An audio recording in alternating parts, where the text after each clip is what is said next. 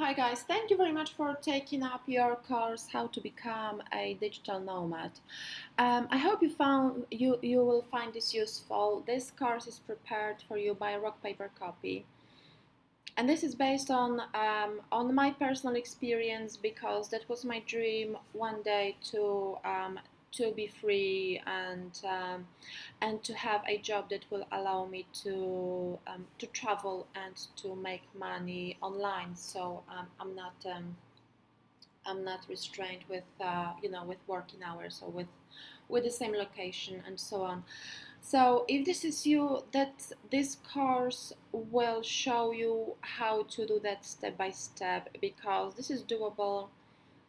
And I realized that at the moment, especially if you are dependent on a regular job, if you are employed, that is a little bit that there are not that is, but it feels a little bit like a phantom or like an unrealistic thing. But it's just a matter of changing your mindset. So this video will just explain what to expect in this course, and then each lesson will cover each individual subjects, and I will show you materials and resources to use to realize your dream and your potential. So this video will walk you through the steps that will be covered by this course. So we'll start with defining what it takes to become digital nomad. So for me, what it took was to house sit, to basically to live for free while I was developing my company. In UK, house sitting is quite popular. I think it's very popular in the USA as well, and maybe not so much in other countries, but you can definitely find amazing opportunities to house sit as well. But this will be covered in the first lesson. I'll show you which websites to use to find house sitting opportunities. And house sitting is great because you are not staying in a hotel, and basically you are staying for free in someone else's house, and everything that you need is supplied and paid for, like Wi-Fi, bills. If you're lucky enough, you get access to the car for free. Obviously the petrol is paid for as well. It might involve looking after animals, because house sitting is often involves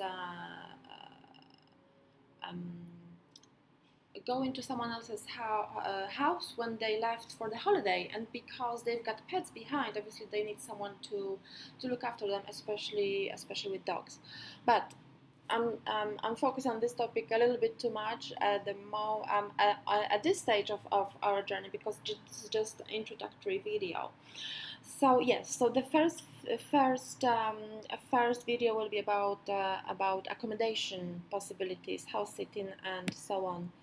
Then I'll talk about what to pack. Obviously, you don't want to pack too much, because it's like going on holiday. You pack like 26 outfits for a week, and then you end up wearing 2 or 3 outfits, just like you do at home.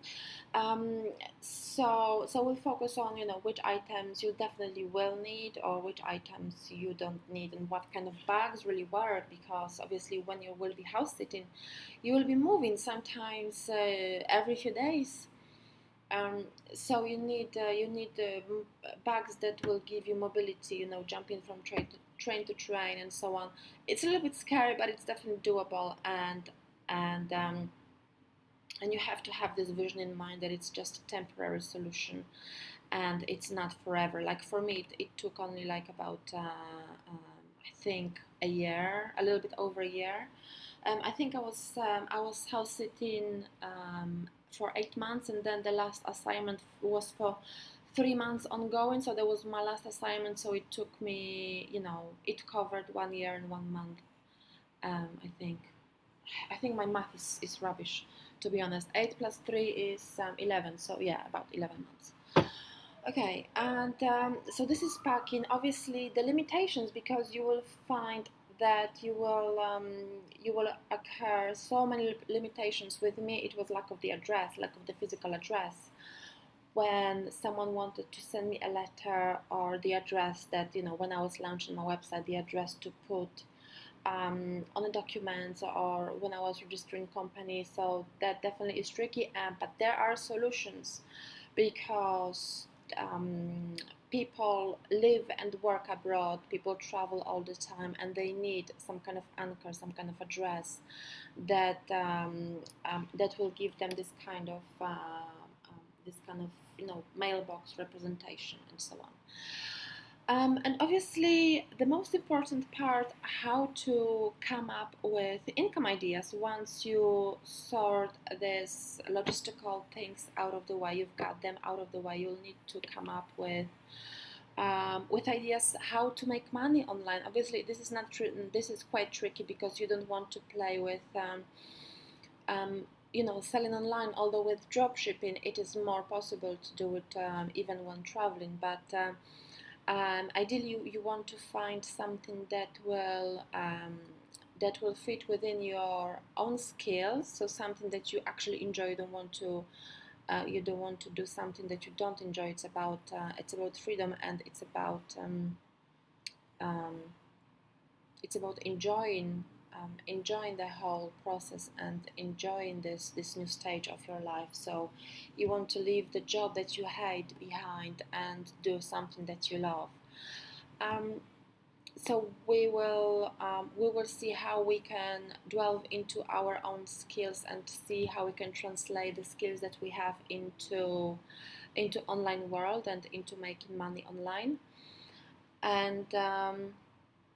And obviously, how to research the market to establish if this particular skill, or this particular service is sought by, if people are willing to pay for that. And so this is the beginning. Later on, I can show you also how to get an online presence, like how to set up a blog that you can easily maintain, and obviously, or how to set up a website that will give you this kind of online presence, so people can find you and can contact you. We'll also talk about the best ways to communicate. Obviously, if you will be traveling, you'll have to take into consideration that you might be traveling abroad as well. So obviously that takes a little bit of communication issues, especially time zone differences. You'll need to be careful with the roaming charges. So obviously you'll need to stick to the online apps like Skype or WhatsApp. I think majority of people now are familiar with Skype and are able to use Skype or WhatsApp as well. There's also a number of free ways to send texts and to call worldwide, which is fantastic. There are also other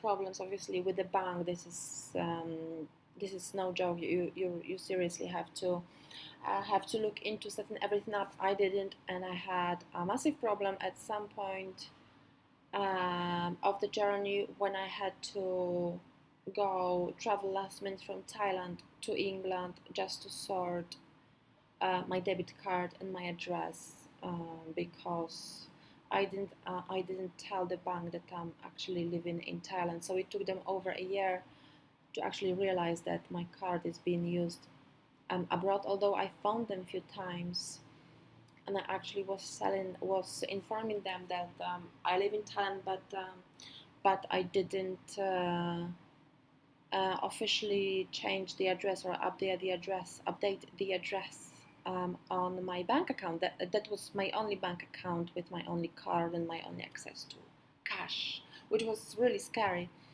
But obviously, you need somebody who is able to help you, or to have at least some stash of cash with you, so you are not caught in this kind of hot water.